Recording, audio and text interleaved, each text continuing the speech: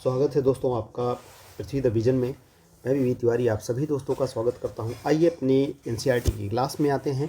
तो आज हम लोग एनसीईआरटी की क्लास में चैप्टर 10 के बारे में देखेंगे।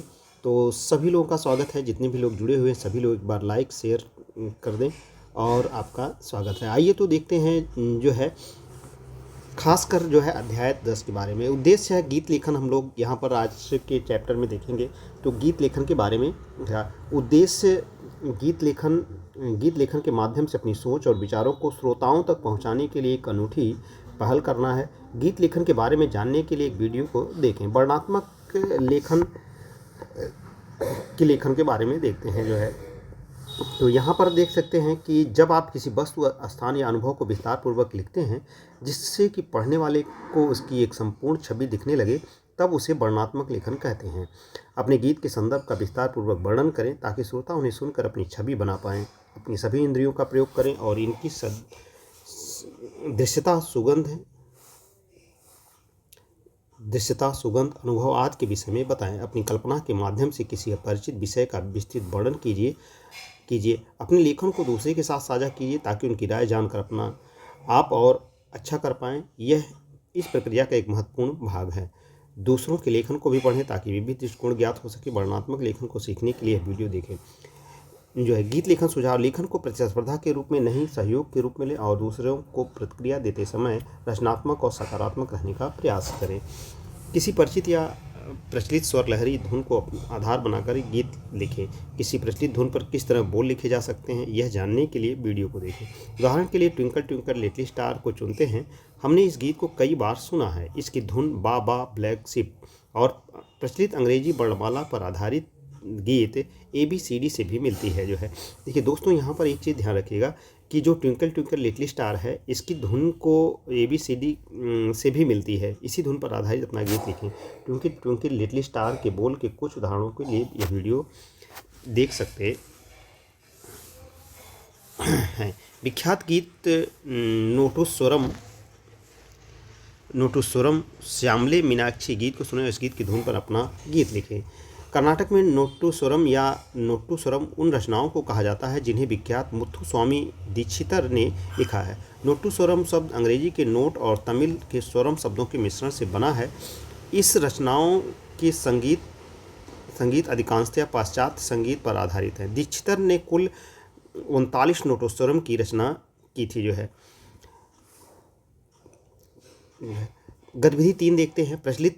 अप्रचलित या अनोखे स्वर माधुर्य के आधार पर एक गीत लिखें। स्वर माधुर्य गीत की ऑडियो धुन को सुनें और अपने शब्दों में उनके बोल लिखें। आप नोटुस्वरम को भी सुनकर उनके संगीत पर अपने बोल लिख सकते हैं। पद लिखना सीखें। किसी भी कविता या गीत में पद की महत्वपूर्ण भूमिका होती है। इसका एक कारण यह है कि पद्य हमारे कानों को यह समझाने की पंक्ति कौन से स्थान पर बदल रही है। पद्य गीत में व्यक्त विचार को भी श्रोताओं तक पहुँचाने में सहायता करते हैं। इसका कारण यह है कि जब शब्दों को पद्य के रूप में बोला जाता है तब लोग अधिक ध्यान से सुनते हैं। उदाहरण के लिए देख सकते हैं यहाँ पर जो है cat bat mat love able hand understand. पद्यांश की रचना सीखने के लिए वीडियो को देखें। गतिविधि 4 के बारे में देखते हैं। सौरमंडल सोलर सिस्टम के गीत को सुने। सौरमंडल वर्ष I am Mercury the smallest, I am closest to the sun, I take 88 days. तो ये सोलर मंडल के गीत हैं, इसके बारे में देख सकते हैं। तो यहाँ पर उसी तरह से है कोरस है द प्लैनेट्स। एक और भी इसी तरह से गीत हैं। तो यहाँ पर जान लेते हैं। कर्नाटक संगीत में नोटस्वरम या रचनाओं कहा जाता है जो मुथुस्वामी दीक्षितर ने कुल 39 नोटस्वरम देखे थे जो है। अगले अध्याय पेज पर चलते हैं। वर्ष है। भारतीय संगीत में कई शैलियाँ हैं जिनमें शास्त्रीय संगीत जैसे हिंदुस्तानी कर्नाटक संगीत के साथ साथ लोक अर्थ शास्त्रीय भक्ति, देशभक्ति और फिल्म संगीत जैसी शैलियाँ सम्मिलित हैं। विभिन्न शैलियों के गीत सीखना वह केवल आनंदमयी है बल्कि आपको स्थानीय संस्कृति और परंपरा को समझने में भी सहायता प्रदान करता है। कुछ शैलियाँ चुनें, प्रत्येक शैली में से एक गीत सीखें और इसे एक कक्षा की तरह अपने मित्रों और परिवार को समझ प्रस्तुत कीजिए। बस 2 है I am Mars, I am red, I am smaller than the earth. आदि ये सब वर्स 2 हैं। और कोरस हैं the planet revolve around the sun. जो है ये ब्रिज है नो ओवर राकी के रूप में। इसी तरह से ये एक की अलग अलग कोरस हैं जो कि आपको देख सकते हैं। जो है आते हैं गतिविधि 5 में। अगले संभावित पद को पद्यांश में है। किसी पद योजना के अंतर्गत गीत या कविता की पंक्ति या अंत के शब्द एक दूसरे से मिलते हैं। उदाहरण के लिए मान लीजिए किसी कविता की पहली और तीसरी पंक्ति एक दूसरे से मिलती हो जिसे हम क नाम दिया। इसी तरह दूसरी और चौथी पंक्ति एक दूसरे से मिल रही हो और हम उसे नाम ख रखा। परिणाम स्वरूप पद का पद क ख क ख होगा। अगले संभावित पद को पद्यांश योजना से भरें। द स्काई बस डार्क इन द मॉर्निंग। उसी तरह से यह भी है गद्यांश लिखने की कला है। सृष्टि के बारे में हम लोग देखते हैं। जो है सृष्टि, कई लोगों को प्रचलित गीतों को सीखना और गाना अच्छा लगता है, वहीं दूसरी ओर कुछ लोगों को स्वरचित गीत गाना पसंद है। अगर आप लेखन के माध्यम से अपनी भावना व्यक्त करना चाहते हैं तो स्वयं लिखें और सुर दिए गए गीत को अवश्य गाएं। ये अध्याय 10 था। अब हम लोग अध्याय 11 के बारे में देखेंगे, 11 के बारे में देखेंगे। तो आइए देखते हैं। जो है ये गीत लेखन था। अब हम संगीत और समाज देखेंगे। जो है संगीत और समाज के बारे में देखेंगे। यहाँ पर संगीत और समाज के बारे में हम लोग देखेंगे। तो संगीत और समाज की ये सिस्टम है और इसे अध्याय के रूप में भी हम लोग देख सकते हैं। अध्याय 11 है और यहाँ पर हम लोग अध्याय 11 के बारे में देखेंगे। तो अध्याय 11 के बारे में देखें। इससे कि संगीत और समाज उद्देश्य, गीतों को बार बार प्रयोग किए जाने वाले बोल को सुने और उसके विकल्प के विषय में सोचें। समाज में संगीत के माध्यम से संदेश भी पहुंचाया जा सकता है। स्वतंत्रता संग्राम के समय हमारे नेताओं के अंग्रेजों के विरुद्ध लोगों को एकजुट करने के लिए संगीत का प्रयोग किया गया था। गतिविधि 1 के बारे में देखें। संगीत जो एक सूत्र में बांधे। हमारा राष्ट्रगान भारत की विविधता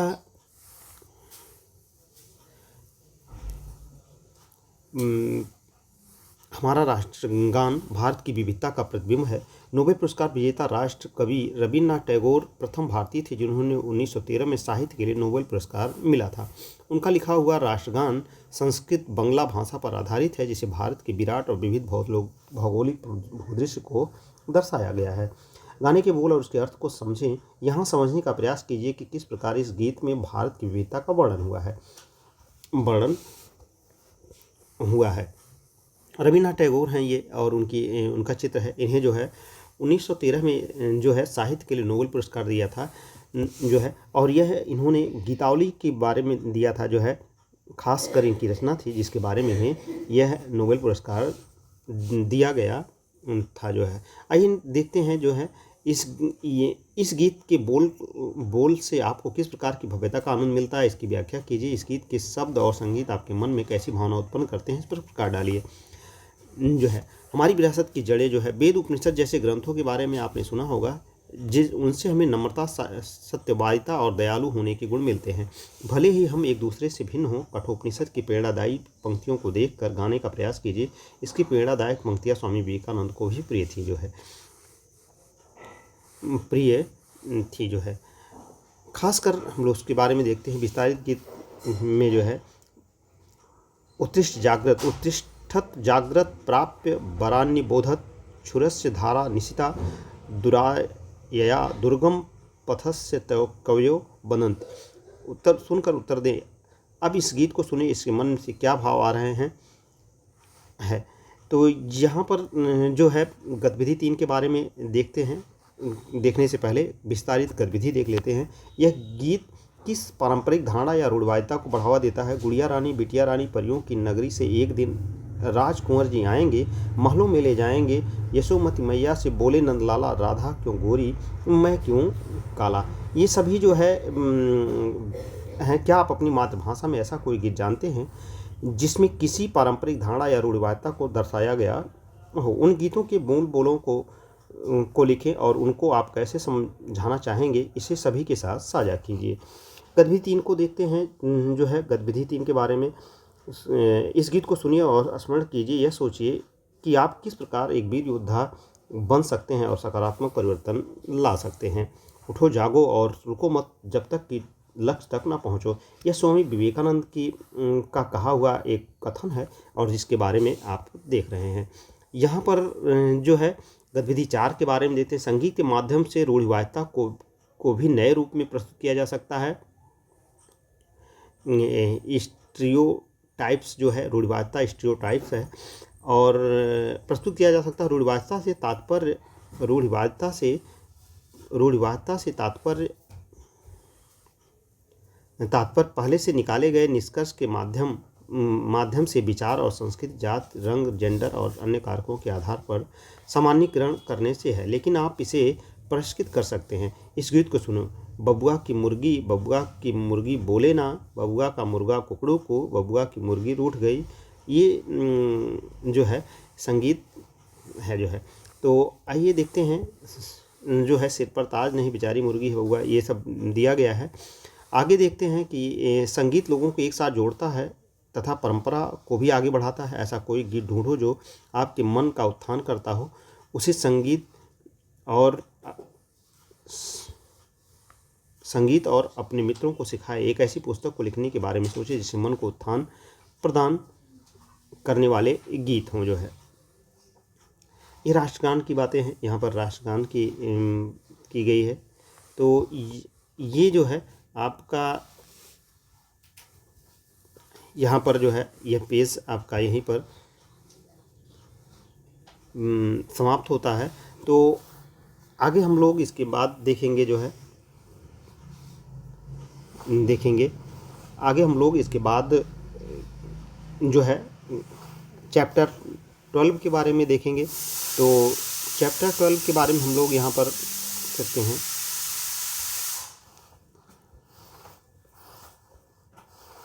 और चैप्टर 12 में हम लोग जो है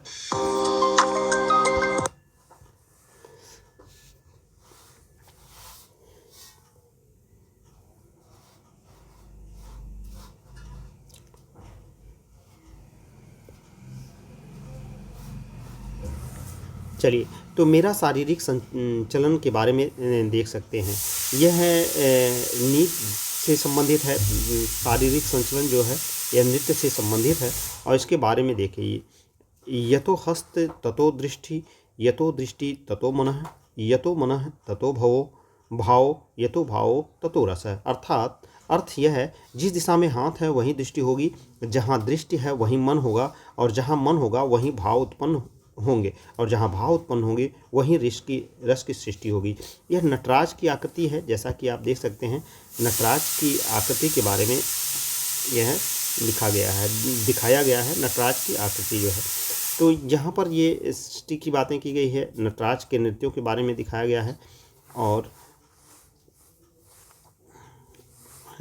आगे चलते हैं। शिक्षकों के लिए है कि गतिविधि से ऐसे स्थान हाल उपलब्ध करें जहाँ से सहजता से कार्य किया जा सके।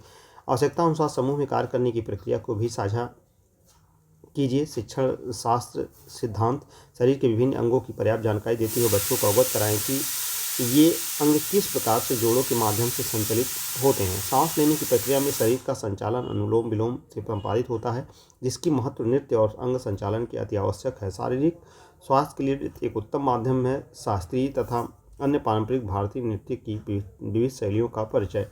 भावनाओं को व्यक्त करना, बच्चों को जेंडर संवेदना, जेंडर बाधाओं से निदान, सहयोग आदि, भारत की सांस्कृतिक विविधता को से परिचित कराना आदि यहाँ पर दिखाया गया है। अध्याय 12 में मेरा शारीरिक संचलन है। नृत्य कक्षा में जाने से पहले आप सभी क्या कर रहे थे? अपने मित्रों से बात कर रहे थे, अपनी उंगलियों का प्रयोग करके संख्या का खेल खेल रहे थे, पुस्तक पढ़ रहे थे, स्वयं गाना गा रहे थे। इसके अतिरिक्त आप क्या कर रहे थे? आप जो भी कार्य कीजिए उसमें कुछ छोटे या बड़े अंगों का संचालन सम्मिलित हो सकता है। इस पूरे संसार में सभी प्राणी अपने अनोखे ढंग से संचलन करते हैं। प्रत्येक की अपनी स्थिति, ढंग, हाव भाव और संचालन होता है। संचलन से अर्थ है किसी स्थान या दशा में परिवर्तन। उदाहरण के लिए व्यायाम करना, पालतू पशुओं के साथ खेलना, साइकिल चलाना या कोई अन्य क्रिया करना जिससे शारीरिक संचलन सम्मिलित हो सके जो है। कलाई का जो है प्रयोग करना, निचली भुजाओं कोहनी का प्रयोग करें, कंधा, गर्दन, धड़, कुल्हा, जांग और पीठ का हाथ और निचली भुजा आदि के का संचलन ही आपकी शारीरिक संचलन की गतिविधि को निश्चित करता है। जो है गतिविधि एक देखते हैं कि जब हम गतिविधि एक नियमित शारीरिक संचलन स्वयं अवलोकित कीजिए कि आप घर पर विद्यालय में किस प्रकार विभिन्न शारीरिक संचालन करते हैं। एक दिन में आप अनेक संचलनों में सम्मिलित होते हैं। जैसे देख सकते हैं कि खाने का संचलन है, जो है यह खाने का है, नहाने का है, यह खाने का संचलन है। उसी तरह से यह खेलने, दौड़ने, उठने, बैठने और स्कूल में किस संचलन को दिखाया गया है। अब समय आ गया है आप अपनी दिनचर्या की सभी गतिविधियों को स्मरण करें और अपने शरीर के संचलन से कक्षा में शारीरिक गतिविधियाँ कीजिए। यहाँ पर देख सकते हैं कि कुर्सी पर बैठने की संचलन है, जंपिंग है, और यहाँ पर दौड़ है और अन्य शारीरिक संचलन की बातें यहाँ दिखा रहा है। नृत्य शैलियाँ, उत्पत्ति का स्थान जो है, विभिन्न आकृतियाँ और मुद्राएं। हमारे देश में शास्त्रीय नृत्य के 8 प्रकार हैं। ये इंपॉर्टेंट है, देख सकते हैं कि हमारे देश में शास्त्रीय नृत्य के कितने प्रकार हैं, तो 8 प्रकार हैं, जिनमें शरीर के सभी अंगों का उपयोग किया जाता है। इन्हें भंगिमा कहा जाता है। वे हैं जैसे नृत्य कला शैली कथकली जो है कहाँ की है, ये आपको बताना है। कथकली केरल की है, जो है कथकली केरल की है। कथकली केरल की है और आसन इसका समभंग यानी कि समान मुद्रा में रहती है, इसमें कोई भंग नहीं है। नृत्य शैली में उड़ीसा जो है, उद्गम स्थान उड़ीसा है। आसन इसका त्रिभंग है, ये भी इम्पॉर्टेंट है, उड़ीसा त्रिभंग में इसका किया जाता है। और कथकली जो है समभंग में की जाती है और उड़ीसा की जो ओडिसी है यह त्रिभंग मुद्रा में की जाती है। नृत्य शैली भरतनाट्यम जो उत्तर भारत की है, ये तमिलनाडु की है और द्विभंग मुद्रा में इसे किया जाता है, यानी कि इसका जो आसन है वह द्विभंग मुद्रा में किया जाता है। कथक जो है उत्तर प्रदेश की है और यह समभंग मुद्रा में होती है, जिसमें समान भंग होता है, जो है समभंग मुद्रा होती। समभंग ये होता है शरीर की मुड़ने की गति को समभंग और त्रिभंग और बहुभंग में के रूप में दिखाया जाता है, जो है। तो इसलिए जो है त्रिभंग मुद्रा जो है, यह मुद्रा कृष्ण की मुद्रा है जो ओडिसी की है और समभंग मुद्रा जैसे कि समान भंग है के रूप में है, मुड़न है। और उसी तरह से द्विभंग मुद्रा जो है आसन की भरतनाट्यम में है, भरतनाट्यम द्विभंग मुद्रा में किया जाता है, ये ध्यान रखिएगा। और तमिलनाडु की, जबकि कथकली जो उत्तर प्रदेश की नृत्य शैली है यह समभंग मुद्रा में की जाती है, इसकी आसन समभंग मुद्रा है। तो दोस्तों यहाँ से क्वेश्चन आपको बन सकते हैं टीजीटी में, ये इम्पॉर्टेंट है कौन सा भंग, किस संगीत का कौन सा भंग ज़्यादा इम्पॉर्टेंट होता है। आइए आगे चलते हैं। तो नृत्य शैलियाँ, उत्पत्ति का स्थान, विभिन्न आकृतियाँ और मुद्राएं। मोहिनी अट्टम केरल की है, मोहिनी अट्टम केरल की है नृत्य शैली है और केरल इसका है। यह अतिभंग मुद्रा में की जाती है, जो है अतिभंग मुद्रा इसका, यानी कि शरीर के कई अंगों में मोड़ होता है, उसे अतिभंग मुद्रा कहते हैं। शास्त्रीय, यह असम का लोक नृत्य है। 2008 में इसे शास्त्रीय नृत्य का दर्जा दिया गया। उसके पहले 7 थे, अब यह 2008 से 8वां नृत्य यही सम्मिलित किया गया है। उद्गम स्थान असम है और अभंग मुद्रा में इसे किया जाता है, यानी कि अभंग यानी कि शरीर में कोई भी भंग नहीं होता, इसी को अभंग मुद्रा कहते हैं। नृत्य शैली कुचिपुड़ी आंध्र प्रदेश की है और यह तेलंगाना और आंध्र प्रदेश में गाई जाती है, नृत्य किया जाता है। नृत्य शैली मणिपुरी है जो मणिपुर की है और यह भी अभंग मुद्रा में है। तो अभंग मुद्रा में जो है कोई विभिन्न शरीर की मुड़ाव नहीं होता और उसे अभंग कहते हैं। और यह शास्त्रीय और मणिपुरी दोनों में जो है अभंग मुद्रा का प्रयोग किया जाता है। तो हम आगे देखते हैं कि जो है कैसे क्या है। संगीत नृत्य अवधारणा में शरीर की मध्य ऊर्ध्व रेखा महत्वपूर्ण है। मध्य और ऊर्ध्व रेखा जो है शरीर की जो है, यहाँ पर समभंग, इसे समभंग कहते हैं। जब शरीर में कोई भी मोड़ न हो तब उसे समभंग कहते हैं। द्विभंग में जो है सिर्फ एक जो है यहाँ से द्विभंग देखा जा सकता है। जब शरीर की मुद्रा में जो है झुकाव होता है तब उसे द्विभंग मुद्रा कहते हैं। अभंग मुद्रा जो है किसी में झुकाव नहीं होता, यानी कि देख सकते हैं कि अभंग मुद्रा यह दिखाई जाती है कि झुकाव तो नहीं होता, बस सिर्फ जो है थोड़ा सा उसे कर्व किया जाता है, जो है। अतिभंग मुद्रा में जो है जब ज़्यादा झुकाव हो तब उसे अतिभंग मुद्रा कहते हैं, जो है ज़्यादा झुकाव हो तो उसे अधभंग मुद्रा कहते हैं। और त्रिभंग मुद्रा में जब सर की अलग स्थिति हो और कमर की अलग हो और पैरों की स्थिति अलग हो, तब उसे त्रिभंग मुद्रा कहते हैं। 1 2 3 के रूप में मुड़ी होती है। विभिन्न आकार की मुद्राएं के बारे में देखते हैं। रीढ़ की हड्डी के झुकाव और पद गतियों को सम्मिलित करना। जब आपको अपनी रुचि का कोई आसन जैसे त्रिभंग, द्विभंग आदि प्रदर्शित करना है, आप अपने आसन का आरंभ संभंग से कर सकते हैं। अपनी सांस पर ध्यान लगाते हुए अपनी रीढ़ की हड्डी को झुकाना आरंभ कीजिए। शरीर को फैलाते और खींचते समय सांस अंदर ले तथा शरीर को सिकोड़ते और झुकाते हुए सांस को छोड़ें। अपनी दिनचर्या में से कुछ ऐसे कार्य सोचें जिनसे रीढ़ की हड्डी का झुकाव और पदगत उपस्थित हो। अब प्रत्येक कार्य में आपके द्वारा किए गए रीढ़ की विभिन्न हड्डी की कार्यान्वयन का अवलोकन कीजिए। इन कार्यों के साथ आपको 1 2 1 2 या 1 2 3 4 जैसे सरल प्राथमिक गिनती करते हुए लयबद्ध चरण से करने होंगे।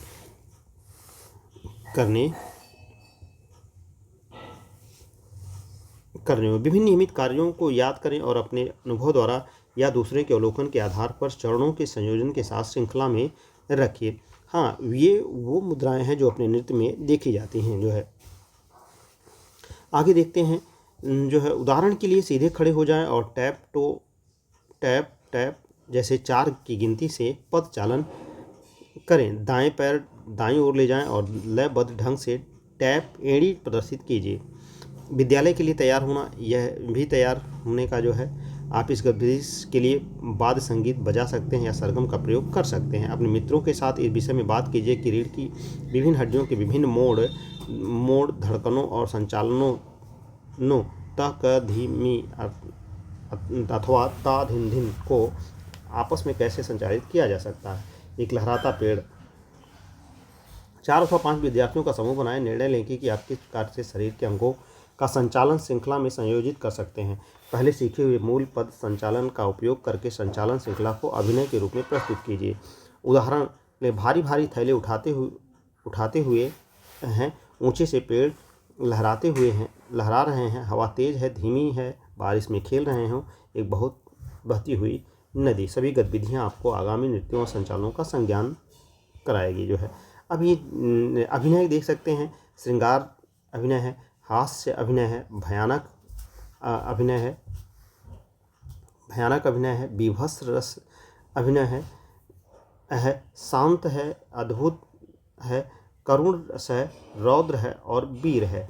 तो 1 2 3 4 5 6 7 8 9 यानी रसों के 9 भेद हैं और 9 भेदों के जो है आपस में जो है भाव प्रदर्शित किए गए हैं।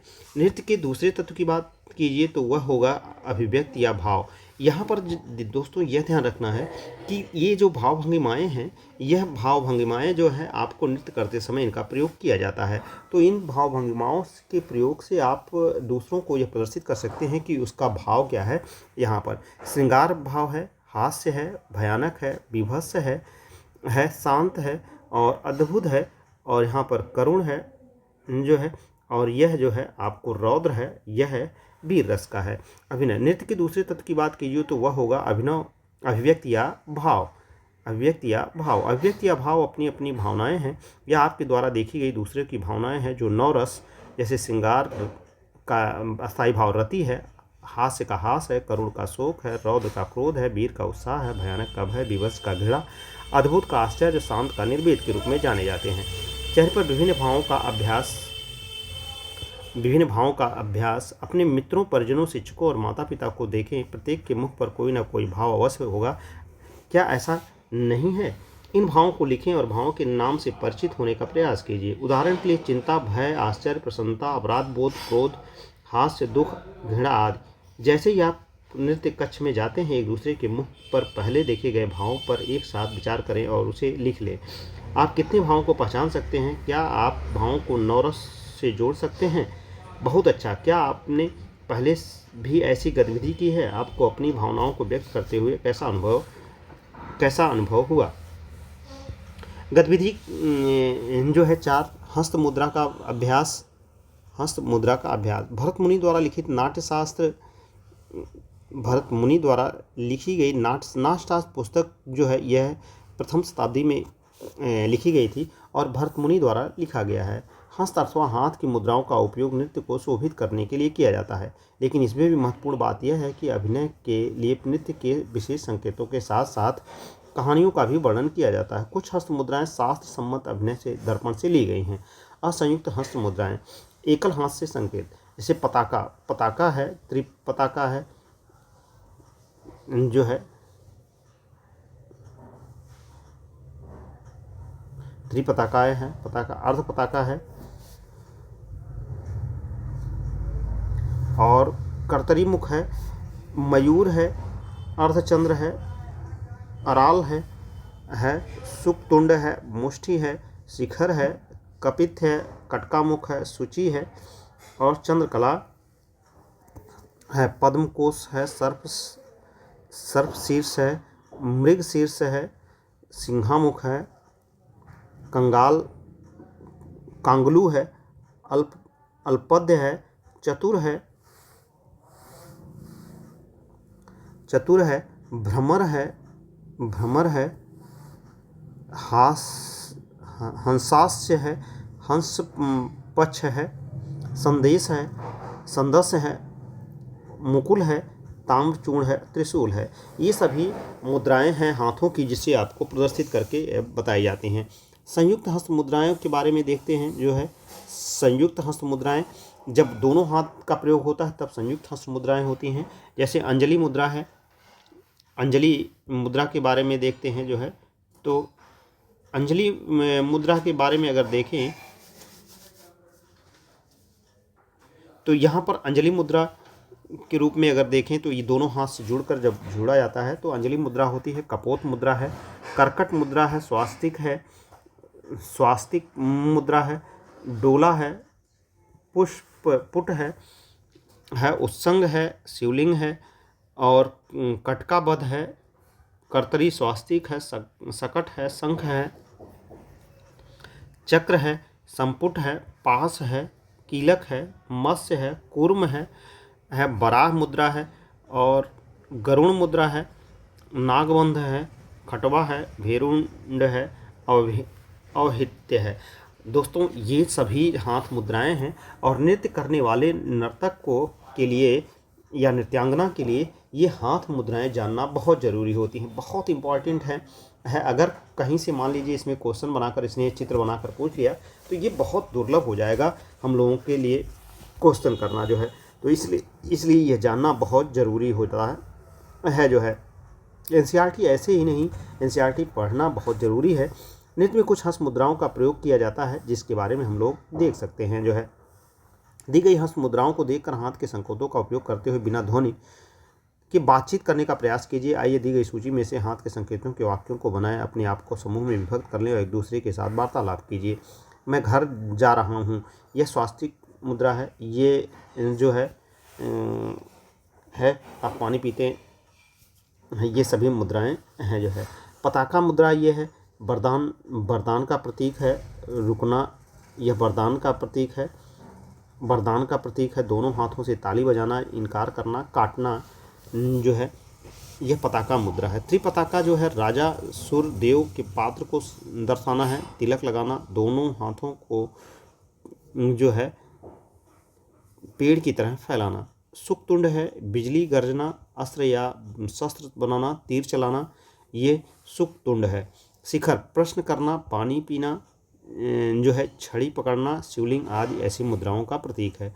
कटका मुख है फूल तोड़ना, भोजन करना, माला पकड़ना, बोलना, दोनों हाथों से फूलों की माला पिरोना,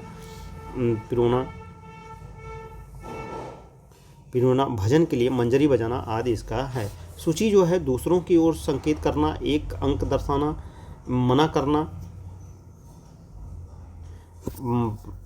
करना, तुरही हार बुलाना आदि, दोनों हाथों से सिंह बनाना, ठोड़ी पर रखकर याद करना। सर्पदंश जो है यह सांप, भगवान को जल अर्पित करना, कुछ पकड़ना। हंस पद है निमंत्रण देना, दूसरों को कानों में रहस्य बताना। अल्पदम है प्रश्न पूछना, खिलता हुआ फूल दिखाना, दोनों हाथों से गमला या सूर्य आदि बनाना। त्रिशूल अस्त्र या शस्त्र, त्रिशूल है 3 अंक अथवा माथे पर 36 तिलक लगाना, यह भी जो है